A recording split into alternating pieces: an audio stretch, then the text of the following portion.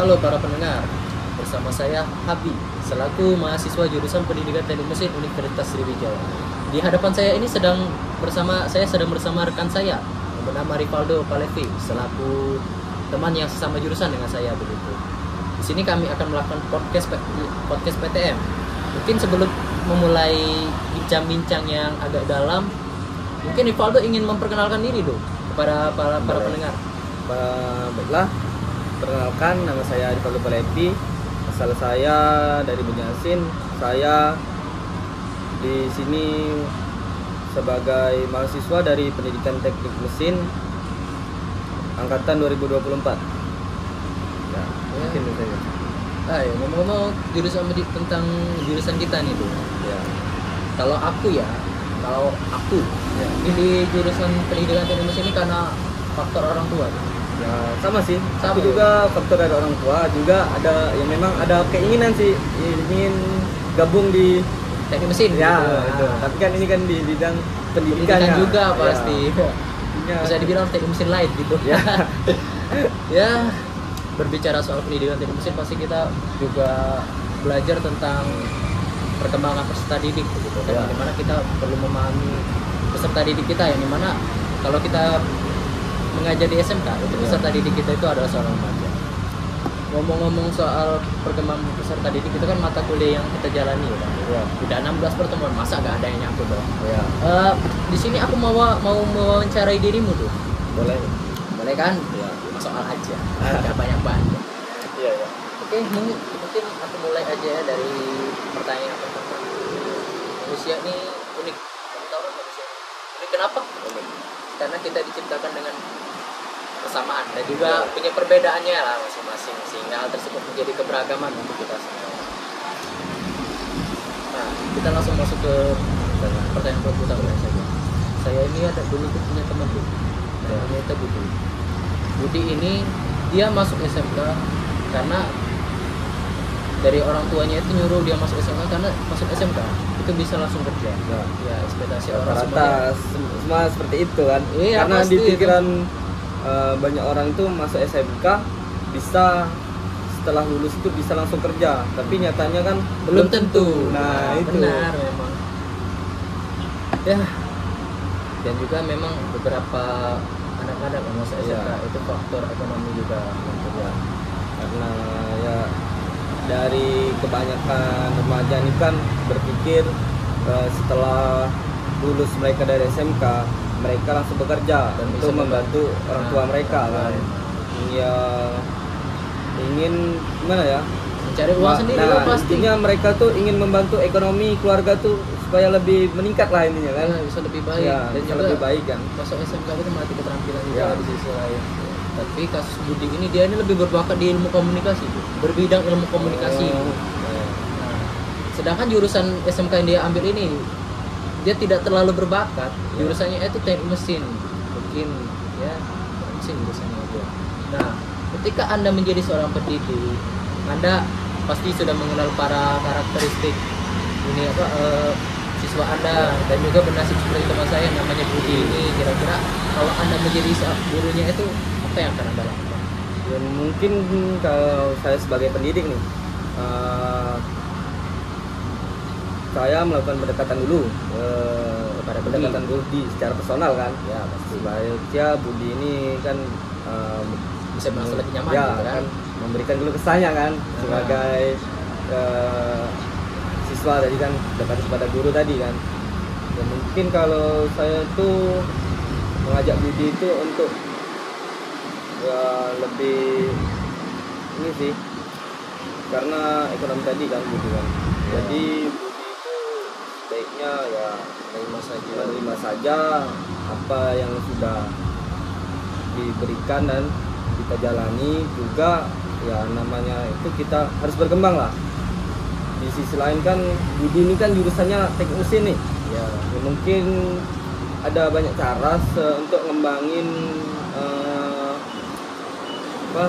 bakat sekaligus dia bisa ngalur kan, gitu kan. Di situ kan kita kan teknik mesin nih, bisa kita kembangkan, memberikan konten-konten edukasi tentang otomotif misalnya kan. Ya nanti dia buat kan. Ya dikembangkan di medsos seperti TikTok, YouTube kan, juga banyak yang lainnya kan. Di situ kan Budi bisa kan mengembangkan.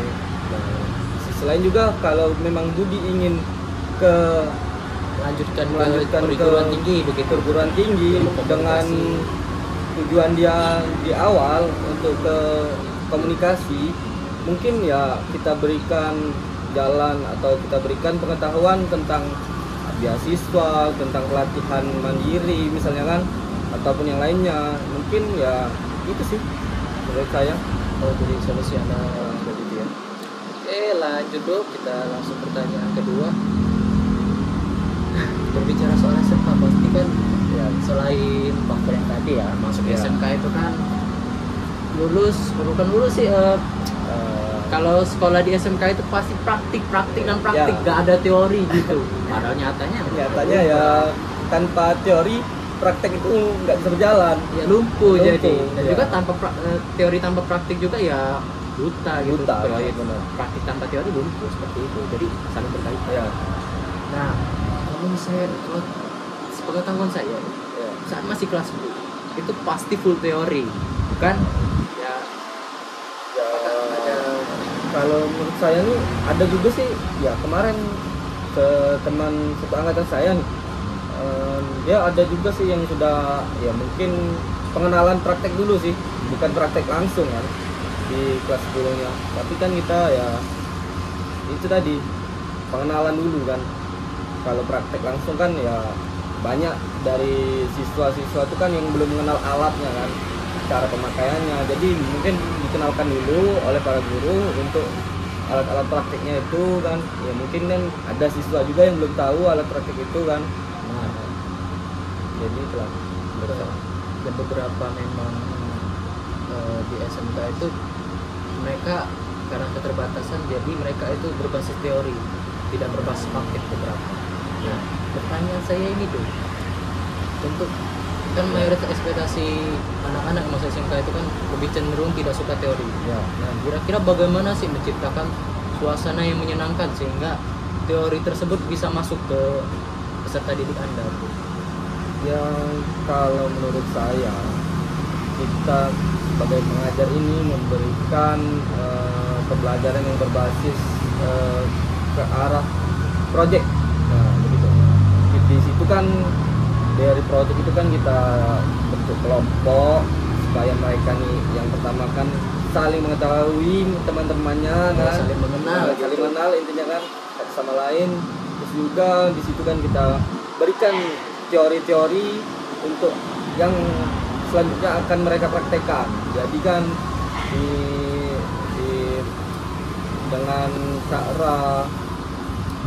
dengan cara project ini kita bisa menggabungkan antara praktek juga teori.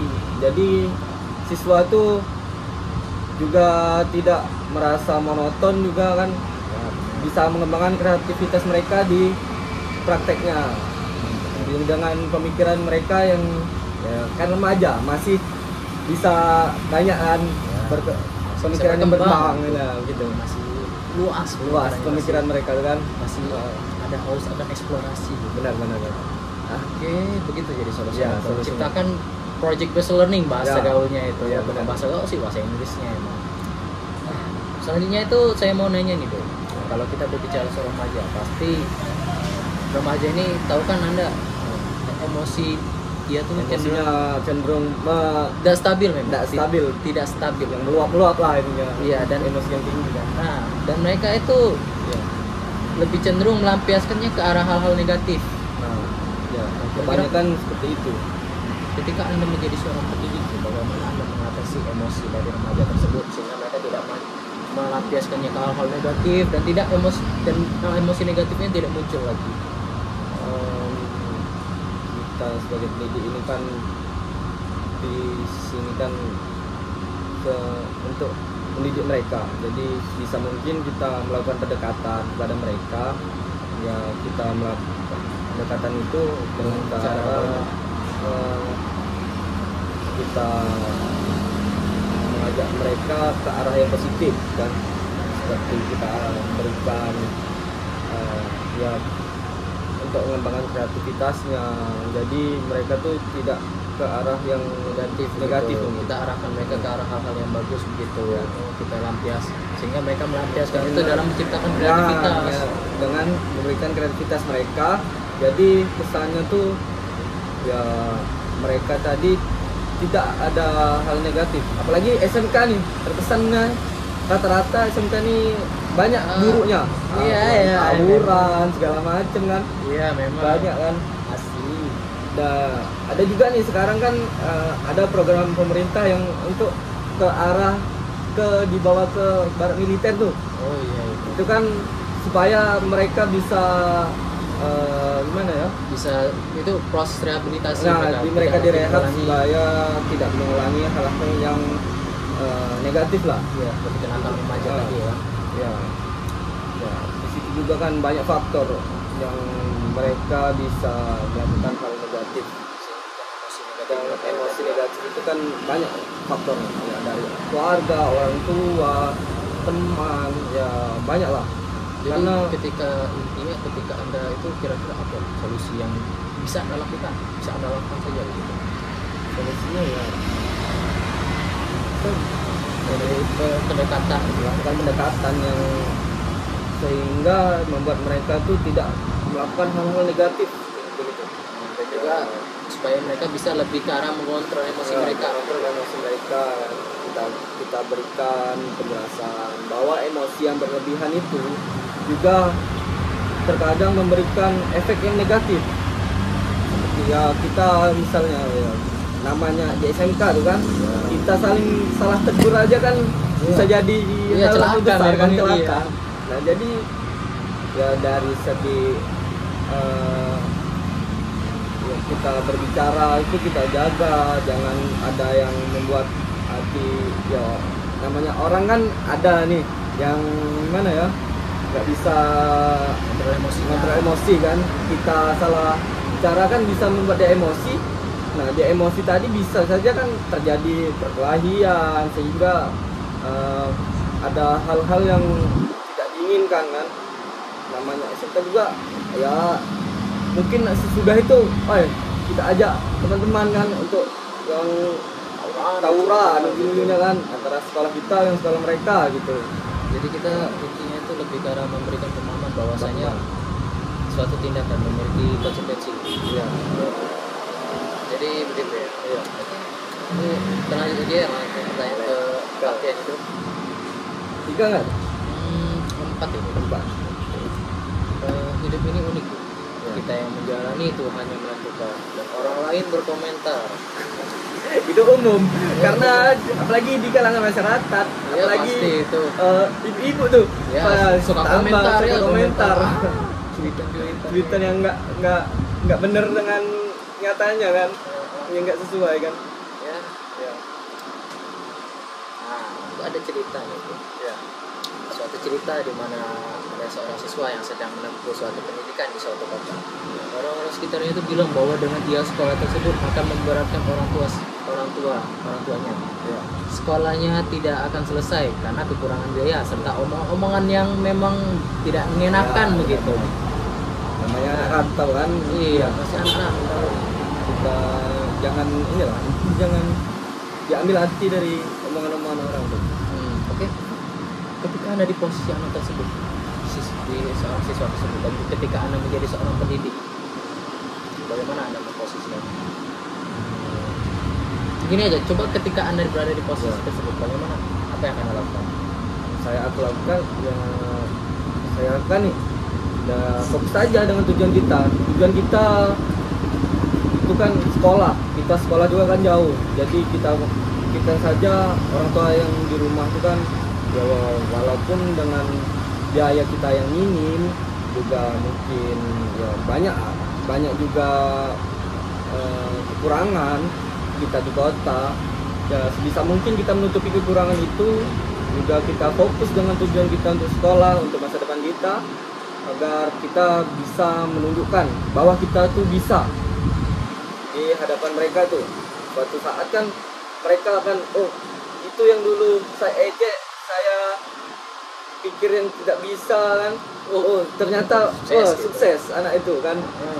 Kita buktikan kepada orang yang sudah menghina kita dengan menghina itu kan. Hinaan itu menurut saya tuh jadikanlah sebagai motivasi, jangan untuk menghancurkan diri kita dalam mengembangkan diri kita kan. Kita kan disekolahkan ini kan supaya kita maju, supaya kita berkembang untuk masa depan kita kan, untuk orang tua juga kan. Kalau kita maju, kita gimana ya, kalau kita benar jadi sukses gitu kan, orang tua kita nih seneng kan dengan apa yang sudah mereka perjuangkan, walaupun ya orang tua kita kan kurang mampu beratnya kan. Jadi gimana pun caranya kita tetap fokus dengan tujuan kita. Jadi jangan dengarkan apa kata orang, kita yang ngejalani, ya kita fokus saja dengan tujuan kita. Tidak usah memikirkan kata orang. Iya. Ya dalam cerita disebut yang ini diambil dari best of true story ya, berdasarkan kisah nyata. Ada juga teman saya juga nasibnya seperti ini ya. Kalau itu sih memang banyak. Kebanyakan orang tuh karena omongan orang itu dia terpengaruh, jadi dia tuh gimana ya, nurun motivasinya juga, mentalnya ikut menurun. Tapi ya. Saya salut dengan teman saya ya, dia memang pernah ada kayak dikata-katain gitu ya. Pulang aja kamu ke dusun kamu situ ya. Astaga, memang kalau itu ya saya juga ngalamin nih. Saya sekolah kan jauh dari masa SMA nih. Saya sekolah itu kisaran 45 menit dari rumah. Jauh juga itu Dok. Nah dari situ kan ya kita ini kan sendiri kan, belum ya kan mengenal orang ini kan baru nih di tempat itu. Jadi ya apalagi kebanyakan itu, apalagi kan masalah suku, itu paling utama. Iya memang sudah itu jadi problem Indonesia utama itu kan. Ya Jawa itu. Nah, itu yang membuat ya kadang kan kita tuh merasa nggak enak nih sekolah kayak gini kan. Tapi dipikir untuk apa kita mikirkan seperti itu? Kita fokus aja dengan tujuan kita kan. Tidak peduli mau suku kita dihina atau bagaimana. Iya sih, karena kan kita sekolah ini kan bisa membuat kita maju kan, kita belajar dari situ kan. Kita tahu karena itu suku itu tidak menjadi menghalangi kan ya, dan kita juga negara ini kan negara yang beragam, itulah. Tapi kebanyakan kan ya namanya remaja sih ya suka jadinya jokes padahal ya bagaimana sih banyak sekarang, padahal itu tidak bagus sebenarnya kan. Oke, mungkin ini pertanyaan terakhir ya. Adakah kata-kata motivasi yang paling berkesan yang sehingga mempengaruhi hidup Anda sehingga Anda menjadi lebih bersemangat dan berbahagia dalam menjalani hidup ini? Kalau saya nih ada kata-kata motivasi yang membuat saya menjadi lebih semangat, lebih lebih happy dalam menjalani hidup itu. Dan itu kata-katanya itu hidup adalah perjuangan, jangan pernah menyerah. Itu kata-kata motivasi dari Ki Hajar Dewantara. Nah, kata-kata motivasi itulah yang membuat saya untuk terus berjuang dengan apa yang sudah saya lakukan dalam hidup ini. Dengan kata-kata motivasi itu saya bisa berkembang hingga saat ini, bisa kuliah saat ini kan, bisa mencapai ya apa yang ingin saya tuju lah. Jadi mungkin itu saja motivasinya. Jadi itu saja motivasi ya pada mungkin sekian dari sini saja ya untuk podcast kita kali ini. Apalah pendengar ya, apabila saya ada salah kata saya mohon maaf, pada Allah juga saya mohon ampun ya. Sekian dari podcast kita kali ini ya, mungkin ada kata-kata penutup Ripaldo atau tidak ada? Tidak ada, mungkin langsung saja habis. Oke, kita langsung saja akhiri pada hari ini. Terima kasih untuk para pendengar yang sudah mendengarkan podcast kami kali ini. Saya akhiri, wabillahi taufiq wal hidayah. Wassalamualaikum warahmatullahi wabarakatuh.